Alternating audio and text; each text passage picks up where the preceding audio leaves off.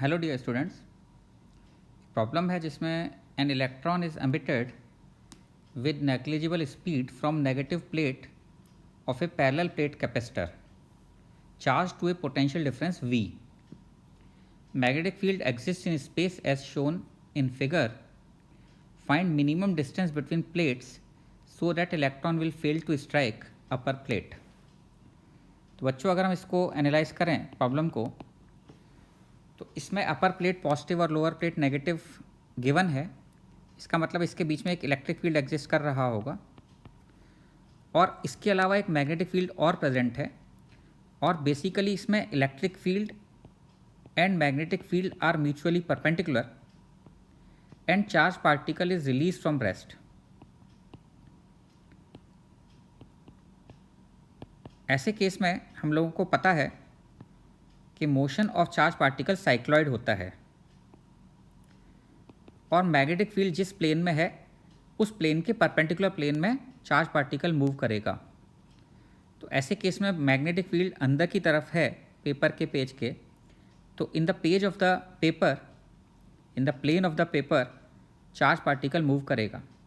तो हम कह सकते हैं कि अगर उसको z एक्सिस मान लें जिधर मैग्नेटिक फील्ड है, तो charge particle move in XY plane.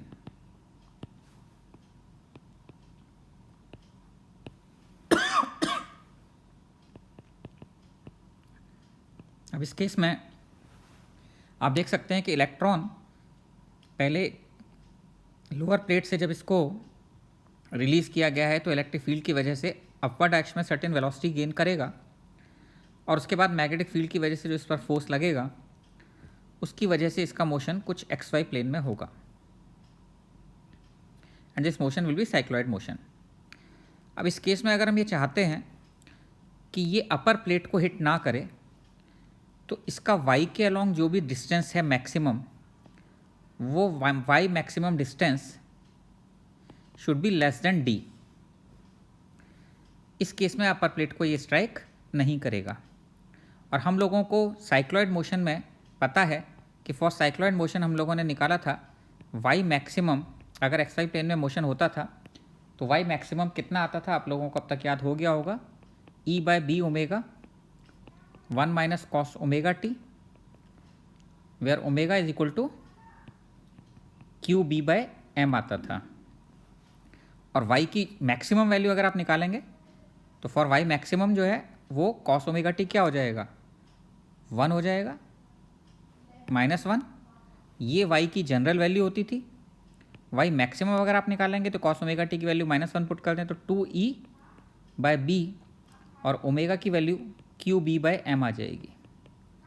ये लेस देन d होना चाहिए, ये हमें गिवन है। ऐसे केस में हम लोगों को पता है कि इलेक्ट्रिक फील्ड V/d होगा। तो अगर इलेक्ट्रिक फील्ड की वैल्यू यहाँ पर V/d पुट कर दी जाए तो उधर जाके d² आ जाएगा और हमारे पास एक कंडीशन आ जाएगी कि d should be greater than √2Vm/b²q। तो बहुत इजीली ये प्रॉब्लम सॉल्व हो गया क्योंकि हम इसको साइक्लॉइड मोशन से कंपेयर कर पाए। अगर हम इसको साइक्लॉइड मोशन से कंपेयर नहीं कर पाते, डायरेक्ट रिजल्ट्स हमें ध्यान नहीं होते, तो फिर डिफरेंशियल इक्वेशन बना के प्रॉब्लम्स को सॉल्व करना थोड़ा सा डिफिकल्ट हो जाता। तो आपको इस तरह की प्रॉब्लम सब समझ में आ जानी चाहिए जहाँ पर इलेक्ट्रिक फील्ड और मैग्नेटिक फील्ड म्यूचुअली परपेंडिकुलर हैं और चार्ज पार्टिकल को रेस्ट से रिलीज़ किया जाएगा